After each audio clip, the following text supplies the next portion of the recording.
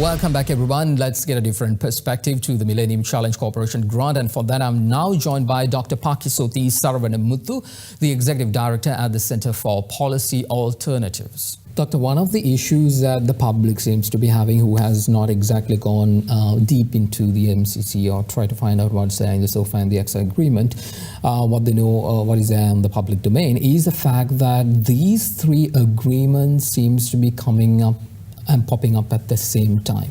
So it begs the question, is America giving this grant to get the SOFA, and the AXA is already through, but SOFA needs to be ratified yet. So it seems like that they're giving some money and asking us, you better ratify this, if not this money will be gone. No, that's entirely erroneous, because as far as the MCC account is concerned, it could have been signed in 2018. But what happened in 2018? The president decided to launch a coup against the Constitution. And so everything was held up, So it's not, coincidence does not necessarily mean causality at all. Yes, they're all coming together, but they're coming together because of delays on our side and action on the part of our government. And the argument that they all sort of fit into some sort of conspiracy, the politicians can weave a very insidious tale and tell you that they're all, towards gobbling us up and, manipulating us and all of that kind of thing. But we realize that the politicians do that in order to try to win support for themselves. Has any shred of evidence being produced in the public domain with regard to the charge that this is all about trying to infringe our sovereignty and take us over as a country or create a basis in this country? No. But there are certain clauses in the SOFA agreement which begs certain military actions that are questionable, like they can just come into the country as and when they want, commit any kind of crime and go scot-free. That kind of... Well, no, certainly. In terms of which law applies, for instance, in the situation if someone is raped or whatever, that all of those things have to be sorted out as far as SOFA is concerned. But SOFA in itself is not something that's peculiar to Sri Lanka. There are SOFA agreements with any number of countries. Exactly, and what the opposing side says is that in those countries, when they were implementing the SOFA agreement and along with the MCC, there too, none of the countries were given the grant in full. It was always pulled halfway through. No, so if we have issues with SOFA, with regard to what law applies, etc., then we don't sign SOFA, but we can sign MCC. Do you think that they would agree for that? Of course they will agree to that. They have never turned around and said that all three are part of one package. MCC is an entirely different story to SOFA. But when a country like America dangles a huge bag of money, and then there are another two agreements which a little bit, shady, don't you think that there's some kind of connection? Well, it was the case that this country had an extremely experienced diplomatic service who understood how to practice international relations. And I think the last vestiges of that, which are still present in our foreign service, will be able to navigate these waters. The other question that seems to be rising is the fact that the MCC, what America says is that they would give the MCC to countries that are practicing good governance and good practices in terms of democracy. But that good governance is purely defined by America and what they see as good governance. Do you think that's fair? Well, it's fair insofar as if it is a definition that works universally, yes. If there are criticisms that we have of the American notion of good governance, that should form part of the negotiation. But I don't understand as to what it is that America considers good governance that we should take exception to. The other question that I have is, if you take the U.S. administration right now, at the end of the day, one of the things that is popping up is the fact that America is losing its place in the world as a superpower. Economically, they're losing, not exactly gaining as the way they were, or China is gaining grounds very, very fast.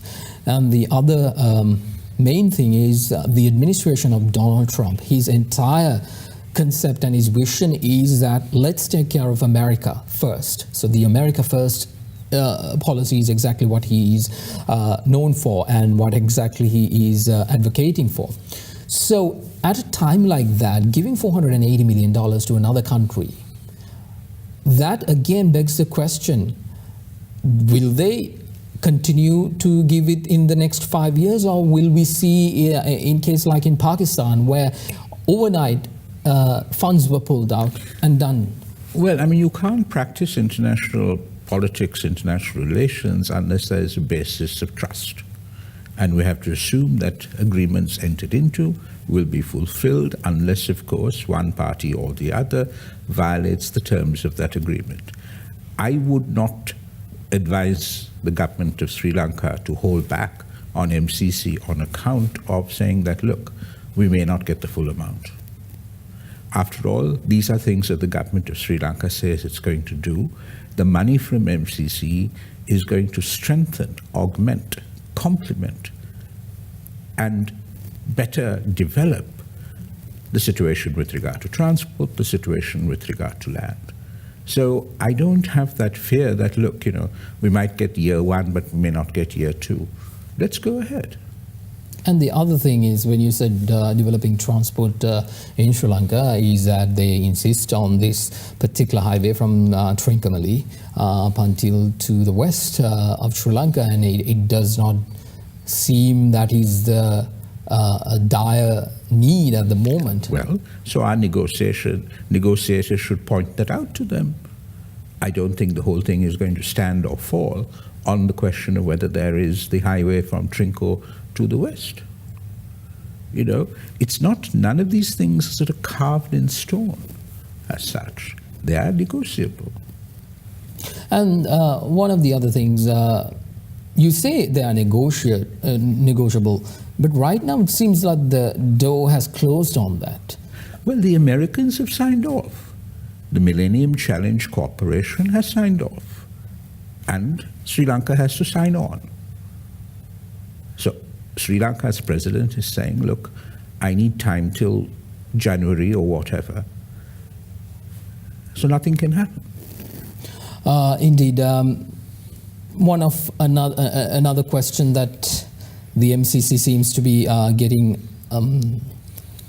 these days is the fact that apparently there is a deadline on September 19th. The board is meeting, and apparently we have to make some kind of a decision. But it looks like we've already made that decision, saying that that will not be signed off right now.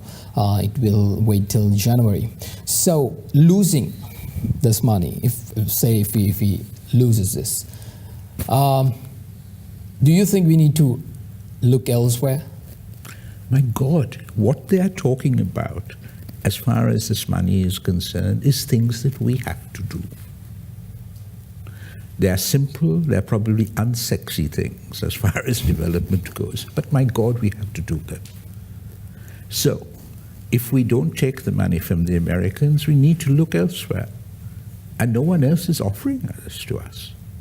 Who in the world is going to turn their back on $480 million over 5 years to do work in two key areas, transport and land, on the basis that if we enter into this, our sovereignty is going to be compromised, without any evidence that the sovereignty will be compromised? If the intention is to develop transportation routes and our land registry system, it should be placed in areas that is absolutely is currently needed, where there is poverty and where there are areas which you really need to build up the roads and things like that. But the areas defined in this agreement are not necessarily in those areas. Those questions must be asked of the government of Sri Lanka. The Americans didn't come and say, we'll only work in X, Y, and Z.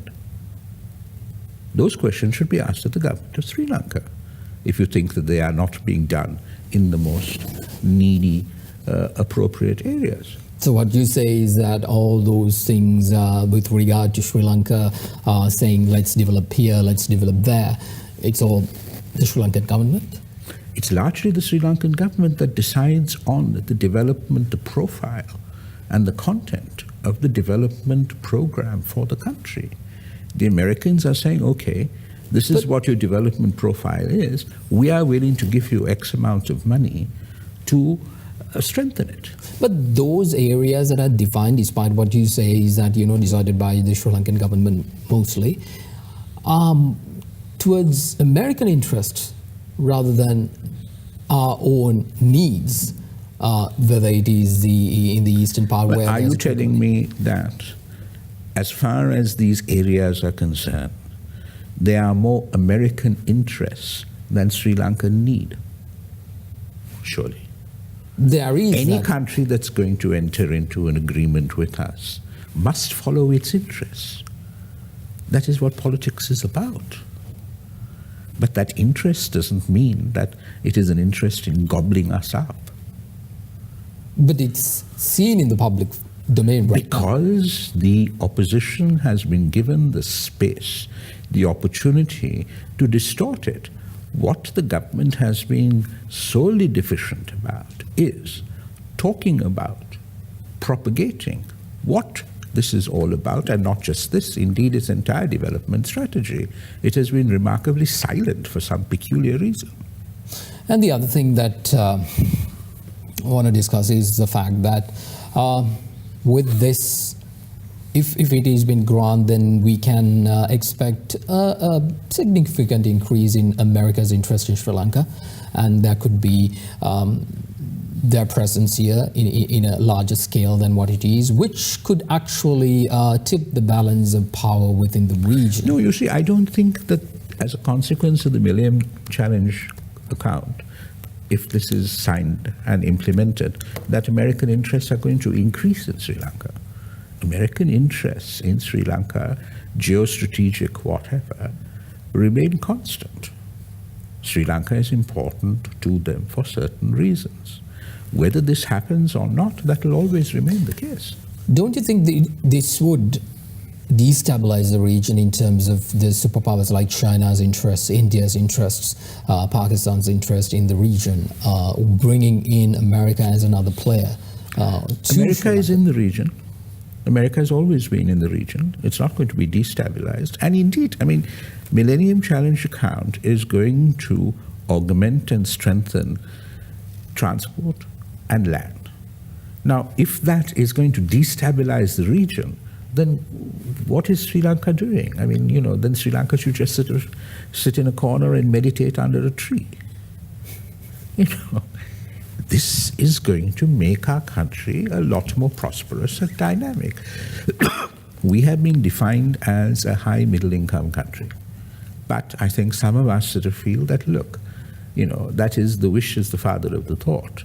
It's more aspirational than actual, and you can decide these according to various calculations. But we need to do all of this in order to be able to demonstrate that, yes, we are a high middle income country. Accepting, I mean, I know I've been asking this quite some time with you being against it. It's mainly because of the fact that we don't have an opposing counsel in order to raise those questions. But what I really would like to know is, yes, let's accept this money. Aren't we actually becoming in a begging situation to another superpower? Look, we did the same exercise with China, and here we are. We have to actually, say if we yes have done the same exercise with China, we need a countervailing power. But why? What is because the the reason? balance of power works like that. If you Shouldn't do not we- have a balancer, then you are always on one side. But shouldn't we try to get rid of these things and actually stand on our 2 feet? Because, at the end of the day, it's continuously. Just tell me, how is Sri Lanka going to develop entirely on its own? This is the 21st century. How are we going to develop on our own? The United States doesn't develop on its own. Look where the Chinese invest. They invest in US dollars. The world is interdependent now. This notion of sovereignty that people go on about and scream and shout till they're hoarse is redundant. It doesn't work, not in the 21st century. You don't see that happening in America. Americans are very, very strong in pushing their products, their line of work, and we even should be equally strong in doing that. But here, we should be equally strong in doing that. But here, accepting something like this again isn't it like pushing us back again into the history where we? No, we are accepting it because we can take a sovereign decision to do so. And we do so because accepting it is going to help us move forward, not move backwards. All right, then I think we are out of time with Dr. Paikiasothy Saravanamuttu. It was quite a exciting conversation, I must say. Right. I'll be right back. Thank you very much, Doctor, for coming back on the show and actually sharing your ideas on the MCC. I'll be right back on the other side with my closing arguments.